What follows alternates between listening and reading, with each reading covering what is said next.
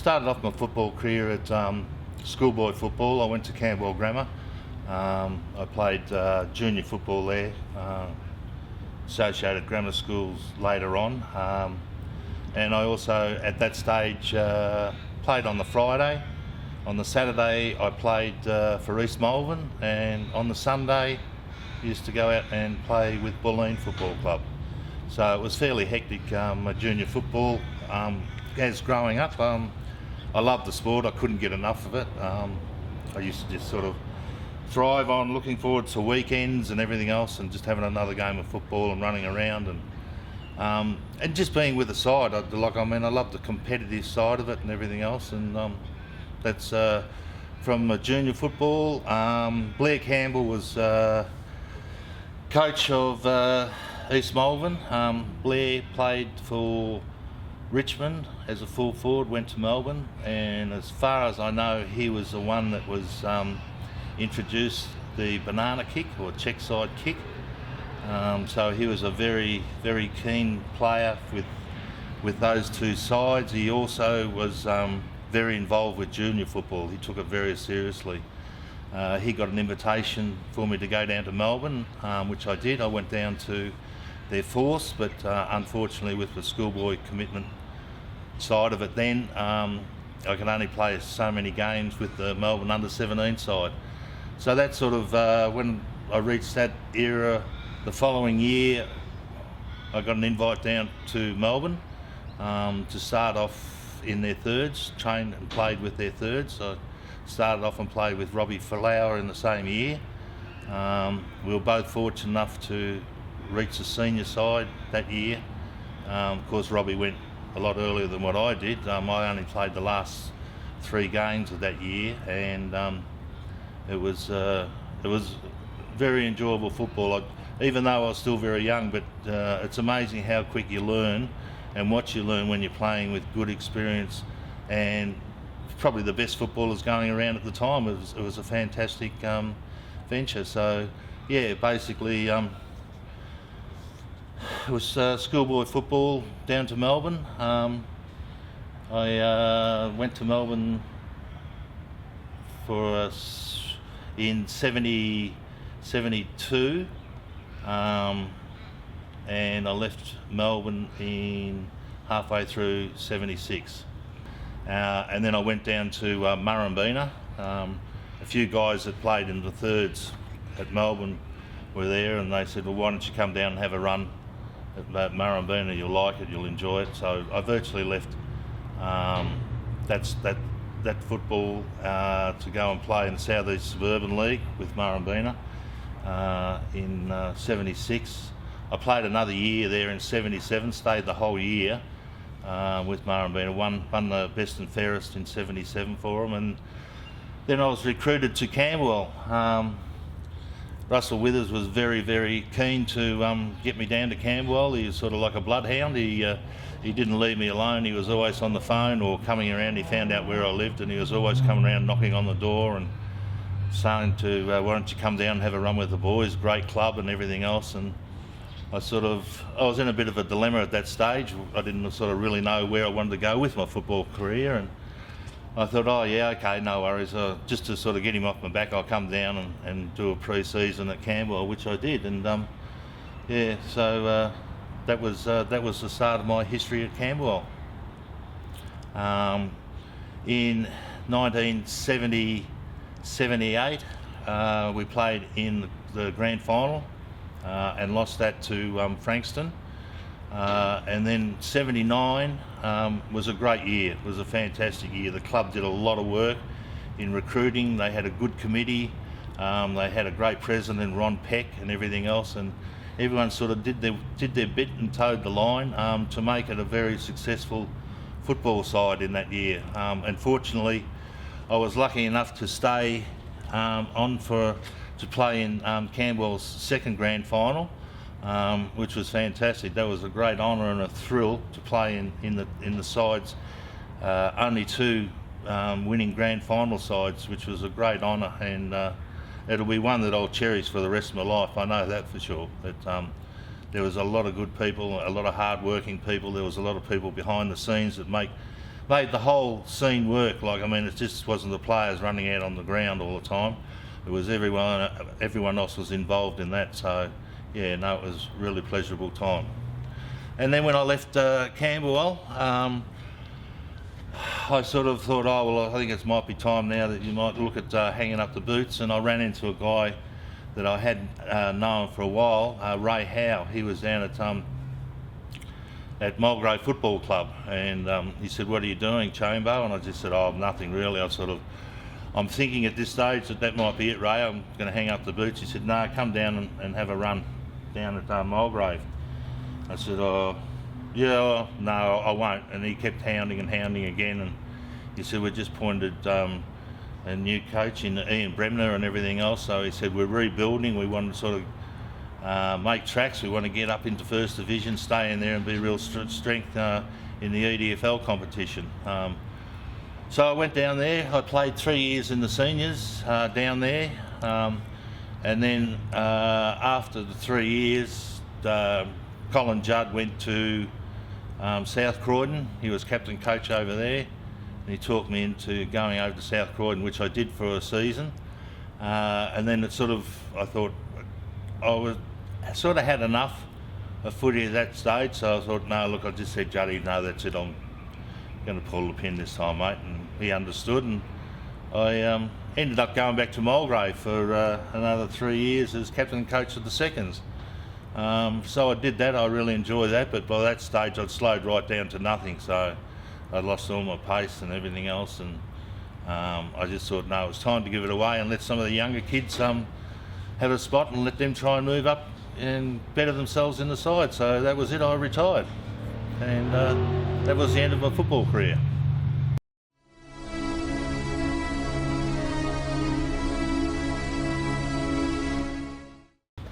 I guess I would describe myself as a very hard player at the ball. I was fortunate enough, I guess, to have a fair bit of pace about myself, so I was able to get in the bottom of packs. I was able to split some packs apart. I had a fair bit of bulk about myself, so I guess I could use that to my advantage, stand to the side's advantage to get in what the Rovers didn't pick up. I was able to clean up and maybe clear from the centre or move the ball out to another player which wasn't too far away. They had Camberwell had very, very good running players in the centre.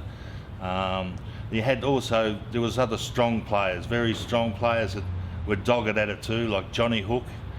He'd be relentless once he seen that ball and he wanted to get it. He didn't want to get beaten at any stage, and I was very similar to that. I never liked to lose a contest. If I was beaten that time, then I'd think about the next one or what I was going to do to try and get that one back on the board.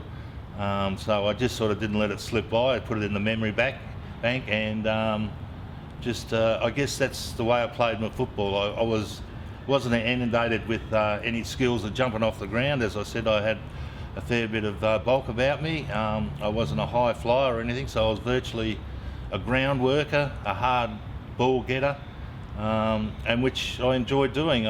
That was my forte, was basically stick on the ground, around the ground, and move around the ground and feed the ball out the best way you could. But there was a lot of support there too. Like, I mean, you had really good players around you, which gave you great support, but they helped me out too. It wasn't just all by myself. Like, I mean, they do the same thing for me in return. Like, I mean, they used to lay good shepherds and tackles and all that sort of thing, which allowed me to get away from the main centre of the ground and deliver the ball down to the forward line. Yeah, in playing VFA football, you definitely knew that every Sunday that you've had a game of football, the style of football that I played was very hard, it was very tough, but at the same token, what you gave out, you also copped back. It was sometimes it was very trying. Like, I mean, you cop some whacks and some knocks where you sort of didn't really expect to get them, and you sort of just had to grit your teeth and just keep going on through it, because you knew where one come from, there was going to be another one. So I guess I didn't want to see myself as being a battering ram for other guys, so I used to go in fairly hard, and I used to give out my fair share too. It was sort of a bit of a give and take, but it was a very, you knew you'd had a game of football every time you played. It was good, hard, tough football, and I think people come to see that too. They like to watch that sort of side of it. So as a spectacle point of view, it was probably great viewing, but as a personal view, it was very demanding. It certainly took a lot out of your body, especially when you're getting hammered and you're hammering someone else too. So, but that all goes with the package, I guess. Like, I mean, as I said before, you give out what you get, and you cop it too. So it was very tough football.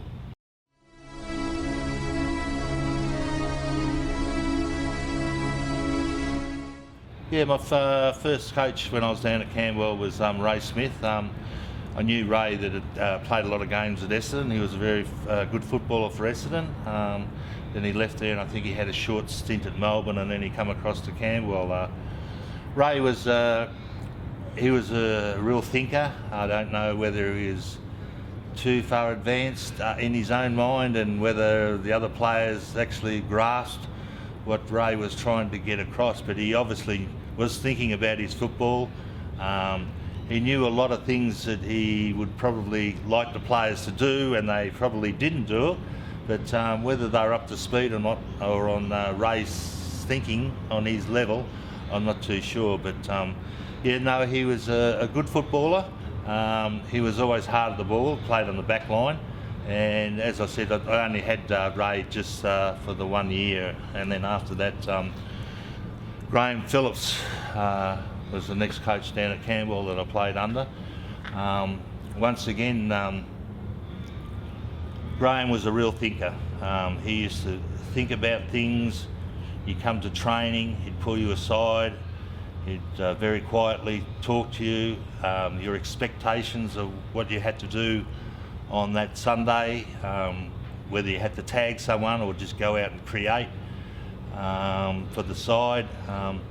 So Graham thought along the same lines as Ray. They both had intuition into the football, the way they wanted their players to carry those instructions out. Yes, I would say that the two coaches were on similar lines with their thinking patterns. And then the third coach was Leon Rice. Leon was a great bloke, great player, fantastic. He was very quietly spoken, went about his business. Although a couple of times I did see Leon lose his cool, which is unusual for me to see that. He's very quietly spoken, but he certainly knew his beeswax about football. He knew his way around the football ground, and he knew how to treat players. I know he had a little bit of a spat there with Roscoe Wright. Might have been Waverley, I think. I can't remember for sure. But Roscoe didn't like taking too much from anyone else. He'd listen to everyone, but then when they went a little bit too far, he'd sort of like to react. But Leon didn't know that. But I think after the game, a few players just had a little word in Leon's ear and just said, just tell Roscoe, just nice and easy, what he wanted to do, and that's all you have to say, he'll do it. And Leon cottoned onto that. But yeah, no, he was a very good coach too. Like, I mean, I couldn't, out of the three coaches, I couldn't separate any of them. They all had a job to do, exactly like us as players did. But they coached in different ways. Graham not being a playing coach, of course. Ray Smith being a playing captain coach, he had a different style and technique to Leon Rice. But as far as I'm concerned, I thought that all were very successful.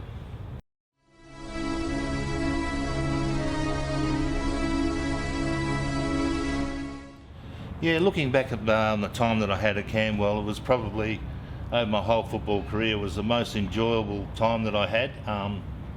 It was a great club, fantastic supporters, there was hard workers all around the place. Ronnie Peck and all the committeemen and all that sort of stuff. Little Lionel Thornton down in the training room, he was the head trainer. Everyone had a job to do and everyone did it. They all chipped in. They just put their head down, went about their business. And to play in those two winning premierships, the only two that they'd ever won, was a great honour and a great thrill, and it's just something that you can't forget. You always remember, and you always think back about the good times, the hard times you had, and all that sort of thing, but it all makes it worthwhile at the end of the day, when you can have those memories and those sorts and the recollections of the good times, but not only out on the football field but sort of off the field as well. Good sides were made on the field and good sides were made off the field, and everyone that played in those two flags, they were just a great bunch of people. It was a great place to be in at the time. It's like Camberwell had their own utopia and you wanted to be involved in it, and everyone else would sort of like want to come knocking on the door and come in, and they're always welcome. Like, I mean, even the supporters and everything else, what a great bunch of people after the game and everything else, you know, that all come up and talk to you and want to know about different things, and so yeah, no, it was just it was a great place to be in over the years that I was down at Camberwell, and I'll never ever forget them.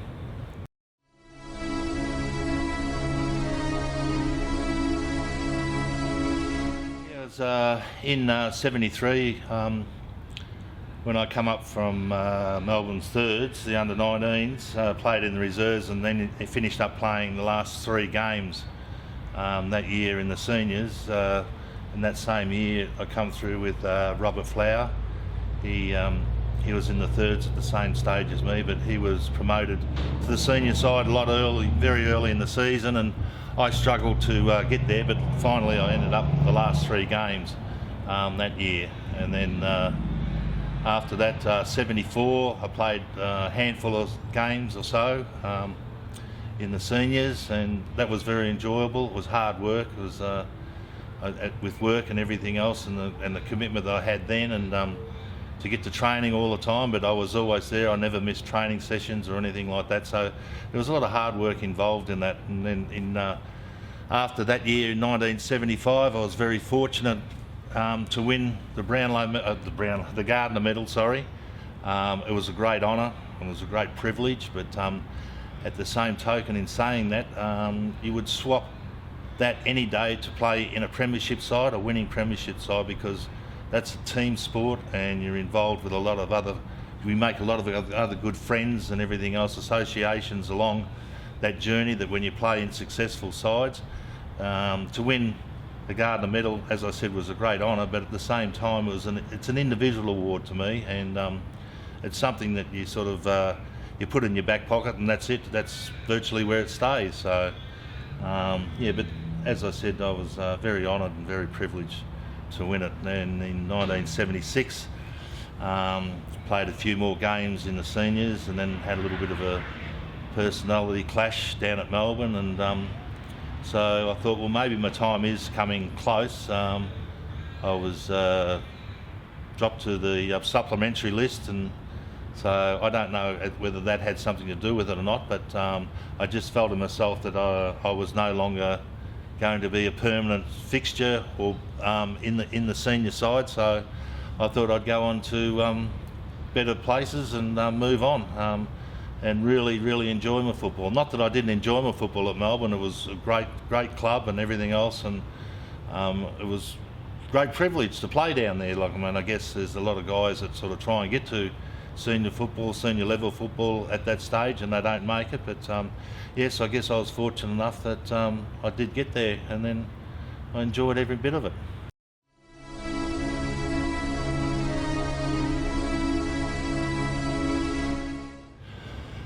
Best players at Camberwell, yeah, that's sort of, there's some obviously standouts there for sure, but like, I mean, playing in the centre, Bluey Oliver, just unbelievable. Like, I mean, he was a leader off the ground. He was more than a leader on the field. His tap work and everything else was just second to none. I'm sure the Rovers and myself appreciated rucking to Bluey. He wasn't real sort of quick around the ground or anything like that, but he made sure that he did cover that ground and do that distance. And he was a hard, tough player too. He was another one that would always give a pound for pound. And there was that many guys in the side, like Greg Spithill. How could you go past him? Like, he was just a big guy. He had a lot of strength and bulk about it. He knew how to use it, and he was in control. And then, like, I mean, you shape up with Rossi Wright just in front of him. Unbelievable player, courageous. He had no fear whatsoever. He could play hard football, and that was his intention. It was to get the ball every time. And Roscoe had a little funny smirk. You knew when he was angry, he'd just sort of give this a little raise in the corner of his lip, and he wasn't a man of many words, but he didn't have to talk much because all his actions spoke for him. He was a very, very good player to have in your side. Colin Judd, excellent leader, tough, hard footballer, give his all every game. Then you got, like, I mean, if every side had 16, 18, 20 Colin Judds in them, you'd win Premiership after Premiership, I'm sure. But he was just sort of part of the make-up in the back line. There was other players that played down there, and you'll have to forgive me if I don't mention it, but every player that sort of went down into that back line, they were all tough and strong. They all had a job to do, and they made sure they followed through with whatever instructions were given to them. I know Stevie Teakle played down there, Greg Cook. They were all good players, good hard players, but you wouldn't say they were predominantly stuck out as the best on the ground every week, but they were there consistently. I had very good support in the centre too, with Riley Howard and Jeff Simpson. Very, very good footballers. Jeff Simpson was very clean on both sides. He was a very hard guy to tackle. He was quick. He had a lot of speed about him. Very similar to talented Peter Hurst. He was lightning quick. Within a blink, you'd have the ball and it's gone. It's just disappeared, and it's down. Next thing you look up, and it's down in the forward line. A very, very talented player. Look, there was lots of people around there, and the early stage. Like, I mean, it doesn't matter sort of how the side was shaped or moved around or something. Everyone that went into that position, though, they had a job to do, and they fulfilled that job.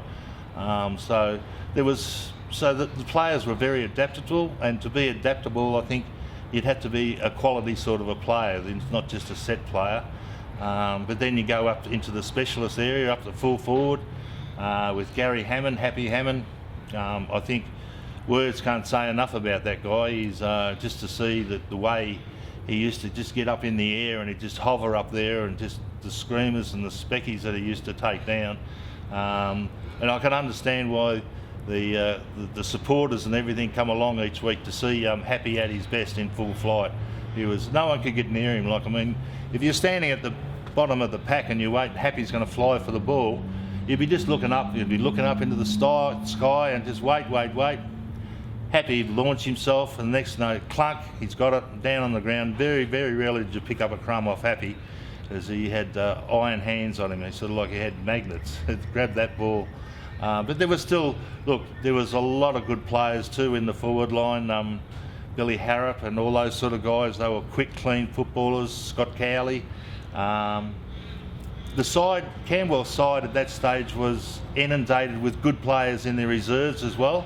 So they had good backup. So it doesn't matter if the side actually had some injuries that week. It was able to be reshuffled, and as I said before, the players were very adaptable to play in different positions, and the depth that the football club had was enabled to bring them up, the seconds players up into the seniors, was a credit to the whole club itself, through, as I said, recruiting and the guys that were down there. They were in a very good calibre. That they were probably unfortunate they didn't get more senior games, because it was a fairly hard side to break into.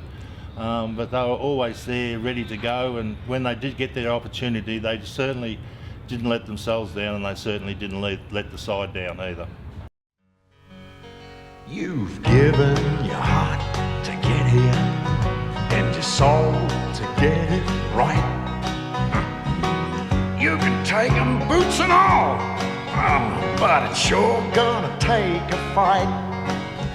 When you spend all week getting to your peak, you're gonna have your say. You bet. On Sunday, it's the VFA. It's Sunday.